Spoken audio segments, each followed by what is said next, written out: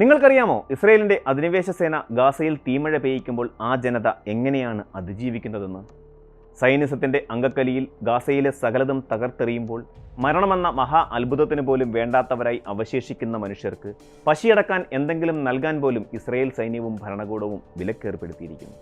വെടിയുണ്ടകളും മിസൈലുകളും വെറുതെ വിട്ട പലസ്തീനികളെ പട്ടിണിക്കിട്ട് കൊല്ലാൻ തുനിഞ്ഞിറങ്ങിയ ഇസ്രയേൽ സൈന്യത്തിന് അതിനും കഴിയാതെ പ്രകൃതി ഈ മനുഷ്യർക്ക് ഒരു അത്ഭുത ചെടി നൽകിയിട്ടുണ്ട്. ഗാസയിലെ മരണത്തിനും വേണ്ടാത്ത മനുഷ്യരുടെ ജീവൻ നിലനിർത്താൻ അമൃതായി കിളിർത്തൊരു ചെടി. പിറന്ന മണ്ണിൽ അഭിമാനത്തോടെ ജീവിക്കാൻ സാധിക്കുന്ന ഒരു സൂര്യോദയം സ്വപ്നം കാണുന്ന മനുഷ്യർ മരിക്കാതിരിക്കാൻ ഈ മണ്ണ് ജന്മം നൽകിയ ചെടി. പലസ്തീനികളുടെ ജീവരഹസ്യമായ ആ ചെടിയെക്കുറിച്ചാണ് ഇക്കുറി ഞാൻ നിങ്ങളുമായി പങ്കുവയ്ക്കുന്നത്.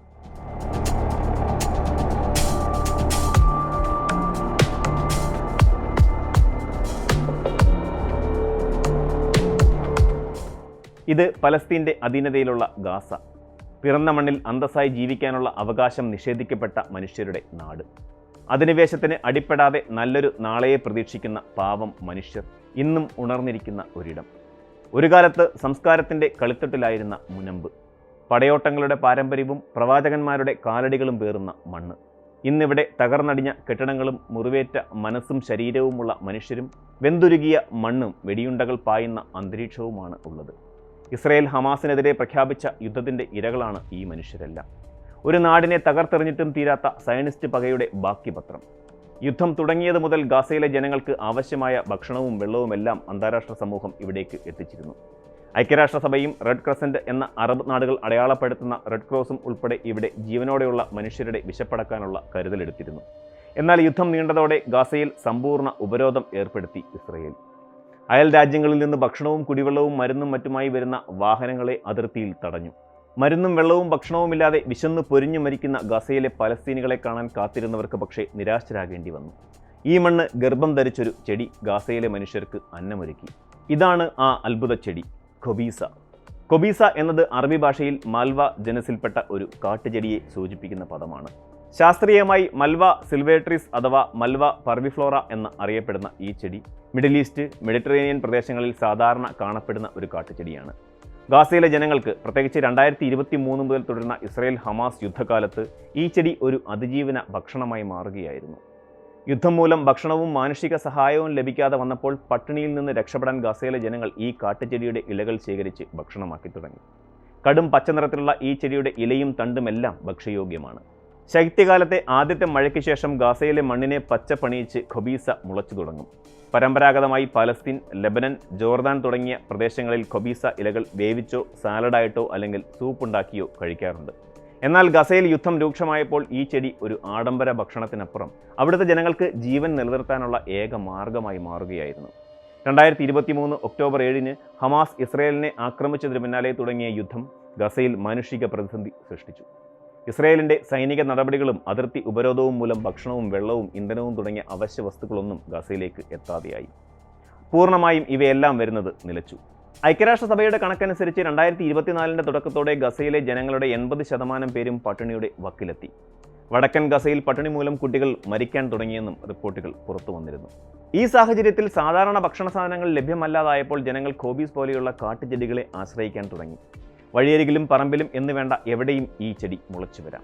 വയലുകളിലും തുറസായ സ്ഥലങ്ങളിലും ഇത് പലപ്പോഴും സ്വാഭാവികമായി വളരുന്നുണ്ട്.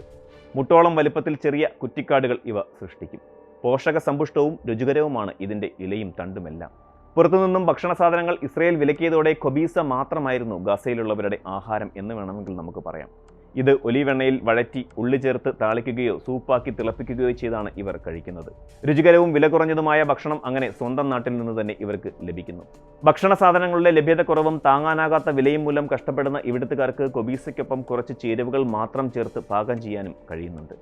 ഗസയിലെ ജനങ്ങൾ ഖൊബീസ ഇലകൾ പറിച്ചെടുത്ത് വെള്ളത്തിൽ വേവിച്ച് ഉപ്പ് ലഭ്യമാണെങ്കിൽ അതുകൂടി ചേർത്ത് കഴിച്ചു. ചിലരത് സൂപ്പാക്കി മാറ്റി. മറ്റുള്ളവർ കയ്യിൽ അവശേഷിച്ച ബാക്കി എണ്ണയിൽ പാകം ചെയ്ത് കഴിച്ചു.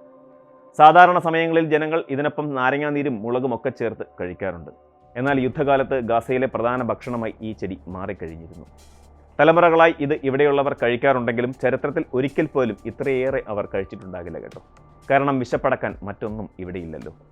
ഞങ്ങളുടെ ജീവിതകാലത്ത് മുൻ യുദ്ധങ്ങളിൽ പോലും ഖൊബീസ് കഴിക്കേണ്ടി വന്നിട്ടില്ല എന്ന് ഒരു പലസ്തീൻ സ്ത്രീയായ മറിയം അൽ അത്താർ പറഞ്ഞതായി വാർത്താ ഏജൻസി റിപ്പോർട്ട് ചെയ്തിരുന്നു. നിലവിൽ കൊബീസ സൂപ്പാണ് ഇവർക്ക് പഥ്യം. മറ്റൊന്നും കൊണ്ടല്ല, ഇതിൻ്റെ ഇലയും തണ്ടും വെള്ളത്തിലിട്ട് തിളപ്പിച്ചാൽ സൂപ്പായി. മറ്റു ചേരുവകളൊന്നും ഇതിന് ആവശ്യമില്ല.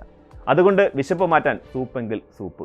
ഏറ്റവും വിഷമകരമായ ഒരു കാര്യം, ഈ ചെടി ശൈത്യകാലത്ത് മാത്രമേ വളരൂ എന്നതിനാൽ വസന്തകാലം എത്തിയപ്പോഴേക്കും ഈ ഭക്ഷണ സ്രോതസ്സും ഇല്ലാതായത് ജനങ്ങളെ കൂടുതൽ പ്രതിസന്ധിയിലാക്കിയതാണ്. കാര്യം റോഡരികിൽ പോലും വെറുതെ കിട്ടുമെങ്കിലും കോബീസ് വെറുമൊരു കാട്ടുചെടി മാത്രമല്ല. ഇതിൽ വിറ്റാമിനുകളും, പ്രത്യേകിച്ച് വിറ്റാമിൻ എയും സിയും, കാൽസ്യം, ഇരുമ്പ് പോലെയുള്ള ധാതുക്കളും അടങ്ങിയിരിക്കുന്നു. ഇത് ദഹനത്തിന് സഹായകവും ശരീരത്തിന് ചെറിയ തോതിൽ ഊർജം നൽകുന്നതുമാണ്. കഫം, ചുമ, മറ്റ് ശ്വസന പ്രശ്നങ്ങൾക്കും ഒരു ഔഷധമാണത്രേ ഈ കാട്ടുചെടി. ഇതിൻ്റെ സത്ത് ചുമയ്ക്കുള്ള മരുന്നുകളുടെ ഒരു ചേരുവ കൂടിയാണ്. ഇതിൻ്റെ ഇലസത്തിൽ ആൻറ്റി ഇൻഫ്ലമേറ്ററി, ആൻറ്റി ഓക്സിഡൻറ്റ് ഘടകങ്ങൾ ധാരാളമുണ്ട്. ഇത് ചില വീക്കം സംബന്ധമായ അസുഖങ്ങളുടെ ചികിത്സയിൽ ഉപയോഗിക്കാറുമുണ്ട്. പ്രാണികളുടെ കടിയേറ്റാലും മറ്റെന്തെങ്കിലും തരത്തിലുണ്ടാകുന്ന മുറിവുണക്കാലും ഇതിൻ്റെ നീര് ഇവിടെയുള്ളവർ ഉപയോഗിക്കുന്നുണ്ട്. എന്നാലും ഇതൊരു പൂർണ്ണ ഭക്ഷണത്തിന് പകരമാകില്ല. ഗസയിൽ ദിവസവും ഒരു നേരം കോബീസ് മാത്രം കഴിച്ച് ജീവിക്കേണ്ടി വന്നവർക്ക് പോഷകാഹാരക്കുറവ് ഒരു വലിയ പ്രശ്നമായി മാറിയിട്ടുണ്ട്. ഐക്യരാഷ്ട്രസഭയുടെ ഭക്ഷ്യസുരക്ഷാ വിഭാഗമായ integrated food security phase classification 2024 മാർച്ചിൽ ഒരു മുന്നറിയിപ്പ് നൽകി. വടക്കൻ ഗസയിൽ മെയ് മാസത്തോടെ പട്ടിണി ആരംഭിക്കാനും ജൂലൈയോടെ അത് ഗസ മുഴുവൻ വ്യാപിക്കാനും സാധ്യതയുണ്ടെന്നായിരുന്നു ആ മുന്നറിയിപ്പ്. ഇസ്രയേൽ ഗസയിലേക്കുള്ള മാനുഷിക സഹായം തടഞ്ഞതും കാർഷിക മേഖലകൾ നശിപ്പിച്ചതും ഈ പ്രതിസന്ധി രൂക്ഷമാക്കി. ഉദാഹരണത്തിന് ഗാസയിൽ 45% കാർഷിക ഭൂമിയും 70% മത്സ്യബന്ധന ബോട്ടുകളും യുദ്ധത്തിൽ തകർന്നു. ഈ സാഹചര്യത്തിൽ കോബീസ് ഒരു താൽക്കാലിക ആശ്വാസം മാത്രമായിരുന്നു. പക്ഷേ അത് ജനങ്ങളുടെ അതിജീവനത്തിൻ്റെ പ്രതീകമായി പിന്നീട് മാറുകയായിരുന്നു. ഗസയിലെ ജനങ്ങൾ കോബീസ് കഴിക്കാൻ തുടങ്ങിയത് അവരുടെ ദൈനംദിന ജീവിതത്തിലെ യുദ്ധത്തിൻ്റെ ക്രൂരതയെ പ്രതിഫലിപ്പിക്കുന്നു. റമദാൻ പോലെയുള്ള വിശുദ്ധ മാസങ്ങളിൽ സാധാരണയായി കുടുംബങ്ങൾ ഒത്തുചേർന്ന് വിഭവസമൃദ്ധമായ ഭക്ഷണം കഴിക്കുമ്പോൾ 2024 ഗസയിലെ ജനങ്ങൾക്ക് കോബീസ് മാത്രമായിരുന്നു ലഭ്യം. ഞങ്ങൾക്ക് പച്ചക്കറികളോ മത്സ്യമോ മാംസമോ വേണം, ഞങ്ങൾ വിശപ്പോടെ നോമ്പ് തുറക്കുന്നു എന്ന് ഒരു സ്ത്രീയായ മുഹമ്മദ് പറഞ്ഞത് ഈ ദുരവസ്ഥയുടെ ആഴം വ്യക്തമാക്കുന്നു. കോബീസ് ഗസയിലെ ജനങ്ങൾക്ക് ഒരു ചെറിയ ആശ്വാസമായിരുന്നെങ്കിലും അത് യുദ്ധത്തിൻ്റെ ഭീകരതയും അവരുടെ അവഗണിക്കപ്പെട്ട അവസ്ഥയും ലോകത്തിന് മുമ്പിൽ തുറന്നു കാട്ടി. ഈ ചെടി അവരുടെ പോരാട്ടത്തിൻ്റെയും പ്രതിരോധത്തിൻ്റെയും അടയാളമായി മാറി. എന്നാൽ കോബീസ് ഒരു പരിഹാരമല്ല. ഗസയിലേക്ക് മാനുഷിക സഹായം എത്തിക്കുകയും യുദ്ധം അവസാനിപ്പിക്കുകയും ചെയ്യാതെ ഈ പ്രതിസന്ധി പരിഹരിക്കപ്പെടില്ല. കോബീസ് കഴിക്കുന്നത് ഞങ്ങളുടെ അവസാനത്തെ മാർഗമാണ് എന്ന് ജനങ്ങൾ പറയുമ്പോൾ അത് ലോകത്തോടുള്ള ഒരു നിശബ്ദമായ അപേക്ഷയാണ്, അവരെ കാണാനും സഹായിക്കാനും. ഇത് ചെറിയൊരു ചെടിയുടെ കഥയാണ്, നമ്മുടെ നാട്ടിലെ ചീര പോലൊരു ചെടി. പക്ഷേ അമേരിക്കയുടെ അനുഗ്രഹാശസ്സുകളോടെ ഗാസയിൽ ഇസ്രയേൽ നടത്തുന്ന അധിനിവേശത്തിനിടെ ഈ ചെടി കഴിച്ചാണ് ഇവിടെയുള്ള മനുഷ്യർ ജീവൻ നിലനിർത്തുന്നത്. ലോകത്തെ ഏറ്റവും വലിയ ചെറുത്തുനിൽപ്പുകളിൽ ഒന്നിൻ്റെ പ്രതീകമായി കോബീസ എന്ന കാട്ടുചെടിയെ നമുക്ക് പ്രതിഷ്ഠിക്കാം.